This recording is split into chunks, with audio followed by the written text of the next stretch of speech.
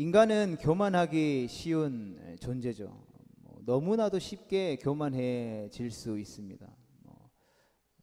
나이가 많고 적고, 또 부가 있고 없고, 명예가 있고 없고, 또 학식이 있고 없고를 떠나서 남보다 조금만 더 권력이 있다 싶으면 그것으로 교만하게 굴고 무례하기 쉽죠. 또 남보다 더 적은 권력을 가졌다고 해도 자기보다 약한 자에게 교만하게 굴고 무례하기 쉬운 것이죠. 물질도 그렇고 학벌도 마찬가지인 것 같습니다. 돈이 많으면 돈이 많은 대로 교만해져서 무례하고, 또 적으면 적은 대로 자기보다 약한 자에게 끊임없이 교만하게 굴고 무례하게 군다라는 것이죠. 남보다 많이 배웠다라고 해도 그것으로 교만해질 수 있고, 또 남보다 못 배워도 교만해질 수 있는 것이 인간이라는 것이죠. 하나님을 믿고 예수님을 믿고 교회에 나와서 신앙생활 하더라도 예외는 아닐 것입니다. 오히려 교회 안에서 또 이러한 교만함이 더욱더 드러나는 작금의 현실을 보게 되는 것이죠. 남보다 조금 착하게 살았다고, 자기는 죄가 없다고 생각하고 나는 의로운 사람이다라고 생각하기 쉽다라는 것이죠. 조금만 말씀대로 살면 나는 말씀대로 살지 않는 다른 사람들과 다른 의로운 사람으로 생각하기 쉽다라는 것입니다. 그래서 그러한 조금 착하게 사는 행동들, 조금 말씀대로 행동하게 하는 행동들, 또 교회 공동체 안에서 행하게 되는 그러한 다양한 것들을 통해서 교만해질 수 있다라는 것이죠. 인간이 그런 존재라고 성경이 증언하고 있습니다. 언제든지 너무나도 쉽게 교만해질 수 있는 존재라는 것이죠. 그래서 사도 바울은 우리에게 우리의 육신이 날마다 교만해져서 하나님이 기뻐하시지 않는 말과 생각과 행동들에 나아가기에 빠르게 움직이기 때문에 자신은 날마다 십자가 앞에 자신이 죽어야 한다라고 고백했던 것이죠. 오늘 본문에 나오는 욥도 예외는 아니었습니다. 의롭게 살았음에도 불구하고 재앙을 당했다고 이 보응의 원리를 부정하는 잘못을 범하게 되죠. 그러면서 하나님께 자기가 왜 이런 재앙을 당해야 하는지 그 이유를 대답해 보시라고 요구했습니다. 그런데 우리가 처음에 욥이 이렇게 하나님 앞에 요구할 때 하나님 앞에 불평과 불만을 쏟아낸 것이 아니라 정말 답답한 마음을 하나님 앞에 탄식하며 토로하는 모습으로 욥의 모습이 비춰졌던 것이죠. 그래서 우리가 그러한 욥의 모습을 살펴보면서 우리 또한 주어진 삶의 자리 가운데에서 예기치 못한 고난과 또 어려움이 찾아왔을 때에 하나님을 향하여서 불평하고 불만하는 것이 아니라 하나님 왜 저에게 이런 일이 일어나게 되었는지에 대해서 하나님 앞에 탄식하며 기도하는 자리 가운데 나아가야 함을 우리가 함께 말씀을 통해서 권면받았다라는 것이죠. 제대로 답하지 그러나 그 이후에 욥이 시간이 지나면서 이 보응의 원리를 부정하면서 하나님이 이러한 의인이 고난받는 것에 대해서 제대로 대답하지 못한다면 하나님께서는 불의하신 분이십니다 라고 나아가게 되죠. 자기가 이해할 수 없는 고난을 겪는다라고 해서 하나님이 계시지 않는 걸까요? 하나님이 이 세상을 잘못 다스리고 계신 걸까요? 그렇지 않다라는 것이죠. 그럼에도 불구하고 그렇게 생각하는 것을 성경은 교만이라고 표현하는 것입니다. 그러니까 얕은 피조물의 인간의 지식으로 하나님을 전부 다 아는 것처럼 말하고 하나님의 다스림과 통치를 부정하는 죄가 바로 교만인 것이죠. 욥이 고난을 겪을 때에 이 보응의 원리를 부정한 데 이어서 또 다른 실수 하나는 바로 자기의 의를 지나치게 내세웠다라는 점이죠.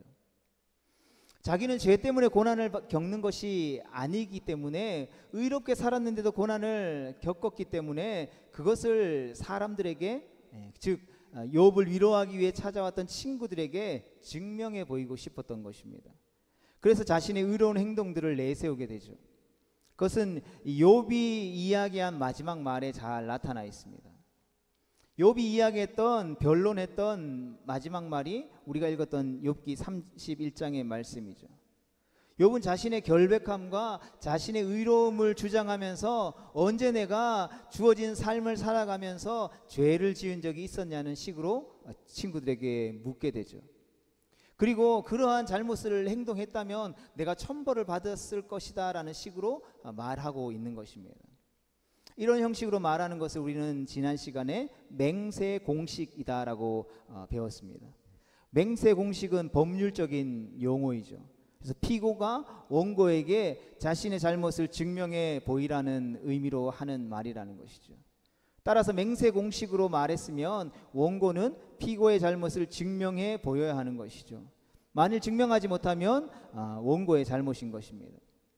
욥은 이런 형식으로 말하기를 14번이나 말하게 되죠. 그러니까 형식은 14번이지만 구체적으로 제시한 항목들을 쭉 살펴보면 이 23가지나 된다라는 것이죠. 지난주 설교 첫 번째 편에서 살펴보았던 것처럼 자기는 어려서부터 고아들을 잘 돌봐줘서 고아의 아버지라는 말을 들었다라는 것이죠.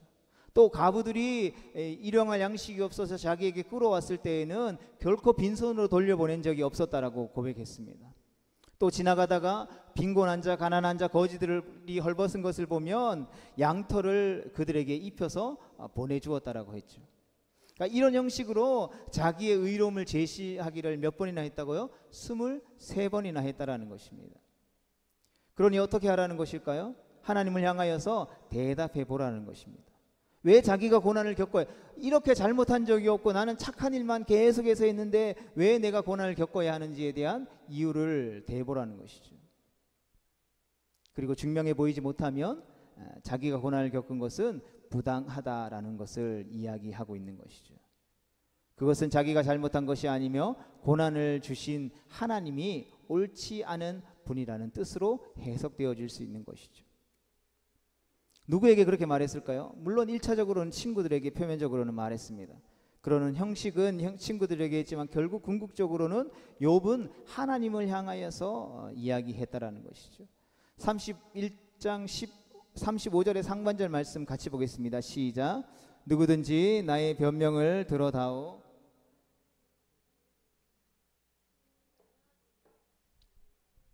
아멘. 그러니까 누구든지 자기의 변증을 들어보고 판단해 보라고 이야기하는 것이죠. 내가 틀렸는지 하나님이 틀렸는지 생각해 보라는 것이죠. 우리가 삶을 살아가다 보면 이런 대화들이나 이런 방식의 이야기들을 굉장히 많이 하는 것을 보게 됩니다. 어떠한 상황이 주어졌을 때에 내가 틀렸는지, 굳이 하나님이 아니더라도 저 사람이 틀렸는지 쭉 상황들을 설명하고 나서 누가 잘못했는지 누가 잘했는지 생각해 보라는 것이죠. 그리고 나서 이제 하나님이 자기에게 대답할 차례라고 이야기하고 있는 것입니다. 결과적으로 욥은 자기의 결백과 자기의 의로움을 내세움으로 하나님이 틀렸다라고 말하고 있는 것이죠. 그런데 정말 그런 것일까요? 내가 재앙을 당하고 내가 삶의 고난과 어려움을 당했다라고 해서 하나님이 틀렸다라고 우리가 말할 수 있을까요? 내가 재앙을 당했기 때문에 나는 정말 믿음 좋게 살았는데 왜 내 인생은 이 모양 이 꼴입니까? 라고 하나님 앞에 고백하면서 그렇게 상황을 겪게 되는 나로 인해서 하나님이 악하다라고 말할 수 있는 것일까요? 욥이 친구들과 변론하면서 자기가 잘못한 것이 없다라는 자기의를 주장함으로써 결국에는 이런 잘못을 범하게 되는 것이죠. 31장 9절의 말씀에 보면 동일한 형식으로 이렇게 말하고 있습니다. 같이 읽어보겠습니다. 시작. 만일 내 마음이 여인에게 유혹되어 이웃의 문을 엿보아 문에서 숨어 기다렸다면, 그러니까 자기 아내가 아닌 여자들을 마음에 두거나 기웃거린 적이 있었냐라는 의미인 것이죠. 이어지는 10절 말씀 같이 보겠습니다. 시작. 내 아내가 타인의 맷돌을 돌리며 타인과 더불어 동침하기를 바라노라. 아멘. 그러니까 맷돌을 돌린다라는 이 말은 다른 사람의 첩이 된다라는 당시 고대 근동 지방의 은유적인 표현이죠. 자기가 그러한 다른 여인을 보고 마음을 품는 그런 짓을 했다면 자기 아내가 다른 사람의 첩이 되어 그 사람과 함께 동침하는 것이 마땅하다라는 뜻이라는 것이죠. 당시 욥이 살아가던 시대와 지역에 부를 가지고 있었던 사람 중에 그렇게 사는 사람이 많았지만 적어도 자기 자신은 그렇게 살지 않았다라는 것이죠. 부부의 도리를 잘 지켰을 뿐만 아니라 율법을 따라 거룩하게 살았다라는 것입니다. 여러분, 그런데 그것은 당연한 것이죠. 하나님께서 가정을 만드실 때에 일부 일처제로 만드셨습니다. 최초의 사람이었던 아담을 지으셨을 때에 아담과 하와만을 아내로 주셨다라는 것이죠. 하와에게도 마찬가지죠. 뭐 여러 남편을 주신 것이 아니라 아담 한 사람만을 남편으로 주셨다라는 것입니다. 그러나 그 원칙은 어느 시대에나 잘 지켜지지 않았던 것이죠. 뭐 고대만이 아니라 오늘날 근대에도 자기 외에 다른 여자를 첩으로 두는 것은 흔히 볼 수 있는 일이었습니다. 뭐 현대에도 그런 일들은 비일비재하죠. 뭐 지금 이 시대 가운데에서도 뭐 이슬람 문화권에는 그런 일들이 비일비재하죠. 그렇다고 한다면 욥의 시대에는 더 그러했을 것입니다. 돈도 많고 세도가 있는 사람들은 뭐 첩을 2명, 3명씩 두고 살기도 하죠. 그러나 욥은 그렇게 하지 않았다라는 것이죠. 돈도 많았고 그 시대의 관행도 그랬지만 그럼에도 불구하고 그는 그렇게 살지 않았다라는 것이죠. 욥이 한 행동들은 칭찬받아 마땅한 행동일 것입니다. 그런 위치에서 그렇게 살지 않았다라는 것은 더욱 칭찬받을 만한 일이었다라는 것이죠. 우리도 이런 욥의 모습을 본받아야 할 줄 믿습니다. 자기 배우자 이외에 다른 이성에게 마음을 주거나 품어서는 결코 안 될 것이죠. 제 아무리 큰 부자이고 큰 권력과 명예를 가졌다고 해도 다른 이성에게 마음을 품어서는 안 되는 것입니다. 그것은 죄라는 것이죠. 간음했다라는 것입니다. 그런 자들을 하나님께서 심판하실 것이다라는 것이죠. 안타깝게도 자금의 우리나라의 사회와 현상을 보면 성적으로 매우 타락한 것을 보게 됩니다. 그럼에도 불구하고 그것을 부끄럽게 여기지 않고 날로 더 기승을 부리고 있다라는 것이죠. 그런 사실은 인간이 그만큼 부패하고 타락했다는 증거일 것이죠. 저를 포함해서 우리 모두가 자유로울 수 없다라는 말입니다. 그럼에도 불구하고 우리가 이렇게 타락한 시대를 살아가지만 그리스도인으로서 우리 자신과 가정을 잘 지킬 필요가 있다라는 것이죠. 우리가 하나님의 성전으로 부름받았을진데 우리에게 있는 육신의 더러운 것을 버리고 거룩하게 살아야 하는 삶은 지극히 마땅한 삶이라는 것이죠. 그러나 우리가 우리에게 주어진 삶의 자리 가운데에서 이러한 도덕적으로 깨끗한 삶을 살았다라고 해서 신앙적으로 거룩하게 살았다라고 해서 그렇게 살 수 있었던 것이 우리의 의로움은 아니라는 것을 기억해야 하는 것이죠. 즉 하나님께서 그렇게 살도록 우리를 돕고 우리를 인도하셨다라는 것을 우리는 기억할 수 있어야 하는 것입니다. 내가 깨끗한 믿음을 지켰다라고 해서 그것을 하나님 앞에 나의 의로 내세울 수 없다라는 것을 우리는 기억할 수 있어야 하는 것이죠. 오히려 하나님 내가 이렇게 주어진 삶 가운데에 의롭게 살았습니다 라고 말하는 것이 오히려 성경은 교만이라고 말하는 것이죠. 하나님의 도덕성을 부정하는 것이다 라고 말하고 있는 것입니다. 본문 13절의 말씀을 보면 욥은 자기 집에서 부리는 종이라도 그들을 함부로 대하지 않았다라고 했습니다. 여기서 종이라는 표현은 그러니까 직장 생활할 때 하는 이 직원들을 의미하는 게 아니죠. 그러니까 월급 받는 하인이 아니라 노예를 말하는 것입니다. 종은 월급도 없었고 결혼의 자유도 없었습니다. 종이 결혼해서 아이를 낳으면 그 아이의 소유권은 부모에게 있는 게 아니고 주인에게 있었죠. 그래서 그 종의 부모가 해방되어 그 집을 나오더라도 그 자녀를 데리고 나올 수 없는 존재였습니다. 그런 종이 자기 주인과 함께 옳고 그름을 따지는 것이 여러분 가능한 일이었겠습니까? 조선시대만 가도 집에서 부리는 하인이 양반인 주인에게 잘잘못을 따지는 것이 여러분 가능했다라고 생각하십니까? 그러니까 있을 수 없는 일인 것이죠. 태어나서 살아가는 모든 순간에 있어서 그렇게 생각조차 하지 못했던 것이 종의 신분이었다라는 것이죠. 그런데도 욥은 뭐라고 말합니까? 욥은 자기 종의 논쟁, 자기 종이 자기에게 말대꾸하는 것을 받아주었다라는 것이죠. 논쟁할 때 종이라고 그들의 사정을 멸시하지 않았다라는 것이죠. 어디 종이 감히 주인에게 그렇게 말하느냐고 멸시하지 않았다라는 것이죠. 그는 인격적으로 그 종을 대했다라는 것이죠.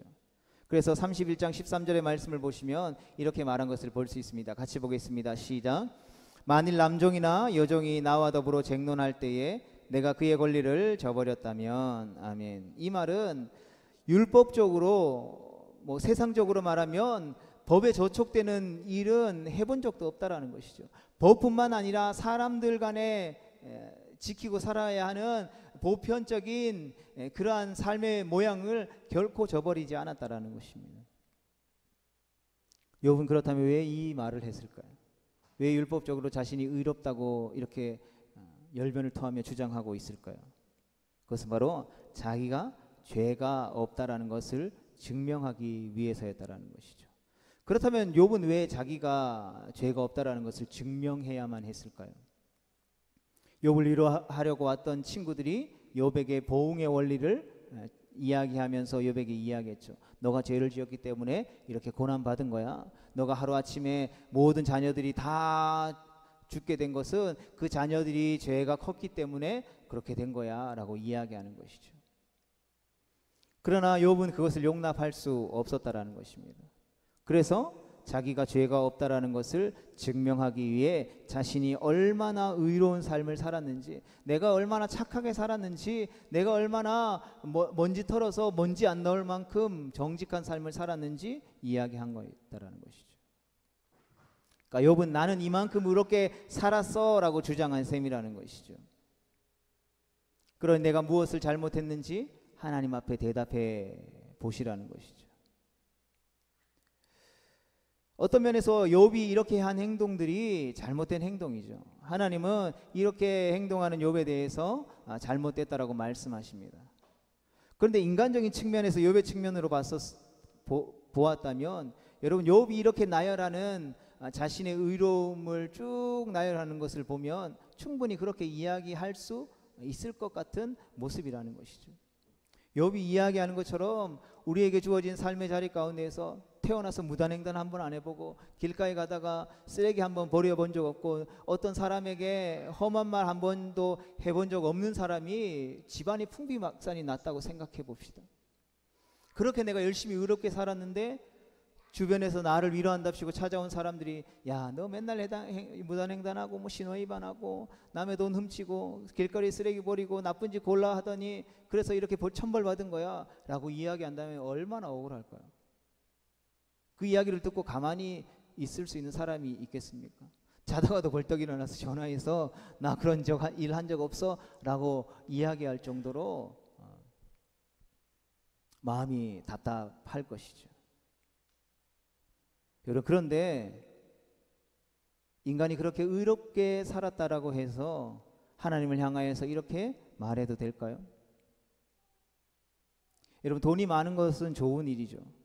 그러나 돈을 자랑으로 삼고 살고 돈 때문에 교만을 떤다면 그 돈은 그 사람에게 있어서 복이 아니라 재앙일 것입니다. 학벌과 좋은 가문에서 태어난 것 좋은 일이죠. 그렇지만 그것을 자랑 삼아 교만해지고 학벌과 가문을 내세운다면 그것은 복이 아니라 좋은 것이 아니라 독이 될 수 있다라는 것입니다. 그런 면에서 의도 마찬가지라는 것이죠. 하나님의 백성으로 하나님의 말씀대로 살아야 하고 그렇게 살았다면 너무나도 칭찬받아 마땅한 일이죠. 하나님 앞에 칭찬받을 일이라는 것입니다. 그러나 그것을 자기의 의로 내세우면 그것은 의가 아니라 불의함으로 변할 수밖에 없다라는 것이죠. 하나님 앞에 교만이 되고 죄가 될 수밖에 없다라는 것입니다. 성도 여러분, 욥이 자기의 의를 내세웠을 때에 하나님께서 뭐라고 하셨는지 아십니까? 하나님께서는 욥을 어떻게 보셨는지를 살펴보기 전에 욥기를 기록한 저자의 논평을 살펴보면 32장 1절 말씀에 보면 욥이 말이 딱 끝났을 때에 뭐라고 성경이 표현하냐면 욥이 스스로 의롭게 여김으로라고 평가하고 있습니다. 욥기의 말씀을 누가 기록했는지는 알려지지 않았습니다. 모세로 추정하는 분도 많이 있는데 그가 욥이 31장에서 자기의 의를 내세운 것에 대해서 욥이 스스로 의롭게 여김으로라고 평가했다라는 것이죠. 그리고 나서 32장 2절 말씀에 보면 욥을 찾아온 친구 가운데 제3의 인물이 등장합니다. 그의 이름은 엘리후였습니다. 엘리후가 욥의 말을 듣다가 기가 막혀서 욥에게 분노했습니다. 분노한 이유를 32장 2절 하반절에서 밝히고 있는데 같이 읽어보겠습니다. 시작. 그가 욥에게 화를 내면 욥이 하나님보다 자기가 의롭다 함이요. 아멘. 결과적으로 욥이 31장의 말씀을 통하여서 23번의 표현들을 통하여서 자기는 의롭게 살았다라고 줄기차게 내세운 것은 자기가 하나님보다 의롭다라고 말한 꼴이 되어버렸다라는 것이죠. 그리고 욥기 40장 8절 말씀에 보면 하나님께서 욥에게 직접 이렇게 말씀하십니다. 같이 읽어보겠습니다. 시작. 내가 내 공의를 부인하려느냐, 내 의를 세우려고 나를 악하다 하겠느냐. 아멘. 욥기의 말씀을 기록한 인물이나 욥의 말을 듣고 있었던 엘리후뿐만 아니라 하나님께서도 그렇게 여기셨다라는 것이죠. 욥이 자기의 의를 내세움으로 하나님보다 자기가 더 의롭다고 주장한 것으로 여겼다라는 것이죠. 처음에 욥이 자기의 의를 내세울 때는 하나님보다 자기가 의롭다라고 표현하고 싶어서 그렇게 한 것은 아니라고 생각합니다.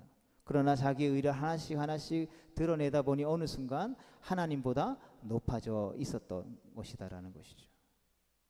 그러니 우리가 하나님의 말씀대로 살았다라고 해서 그것으로 자기를 의롭게 여기면 되겠냐라는 것이죠.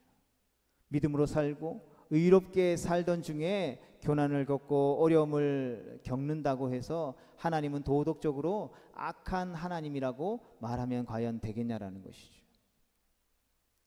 여러분, 성경은 욥을 의인으로 하나님이 칭하고 시작하지만 그 삶에 살아오는 과정들 가운데에서 이것이 철저한 죄인된 인간인 것을 우리에게 말해주고 있습니다. 인간은 조금만 의롭게 살아도 자기가 의인인 줄 안다라는 것이죠. 하나님이 베풀어 주신 은혜들을 까맣게 잃어버리고 쉽게 교만해질 수 있는 존재라는 것을 욥을 통하여서 우리에게 말씀해 주고 있다라는 것이죠. 아, 욥은 우리와 다른 인물이야. 성경에 나오는 사람들은 우리와 다른 인물이기 때문에 나는 저렇게 살 수 없어 라고 이야기하는 우리를 향하여서 성경은 욥도 다윗도 모세도 바울도 다니엘도 다 똑같은 인간 죄인일 뿐이다라는 것을 말해주고 있다라는 것이죠. 한순간도 하나님의 은혜가 아니면 살아갈 수 없는 존재라는 것을 우리에게 말씀해 주고 있다라는 것이죠. 설령 의롭게 살았다라고 한들 그렇다고 우리가 하나님이 될 수 있는 것은 아니라는 것이죠. 우리가 하나님보다 더 나을 수 있는 것은 아니라는 것입니다. 성도 여러분, 우리가 하나님 앞에서 의롭게 살 수 있기를 주님의 이름으로 축복합니다. 하나님의 말씀대로 살고 하나님이 말씀이 우리 가운데에 이야기하시는 그 수준을 넘어서서 우리가 할 수만 있다면 이 땅 가운데에서 예수님이 사셨던 것처럼 그 예수님을 닮아갈 수 있기를 주님의 이름으로 축복합니다. 그러나 그렇게 우리가 살아간다고 한들 하나님 앞에 우리의 의를 내세우지 않기를 간절히 소망합니다. 의롭게 살다가 고난을 겪더라도 하나님의 통치를 부정하거나 불의한 하나님이라고 우리가 생각하지 않기를 간절히 소망합니다. 우리는 힘들지만 나의 힘들고 슬픈 사정을 하나님은 다 아신다라는 것이죠. 하나님은 우리의 지쳐가고 힘겨운 인생을 오늘도 놓지 않는 손으로 붙들고 계시다라는 것을 우리가 기억했으면 좋겠습니다. 우리가 그 하나님을 신뢰하고 그 하나님을 의지함으로 믿음으로 고난과 아픔을 이겨낼 수 있기를 축복합니다. 그래서 사람 앞에서도 하나님 앞에서도 교만하지 않는 겸손한 하나님의 백성 되어질 수 있기를 주님의 이름으로 축복합니다.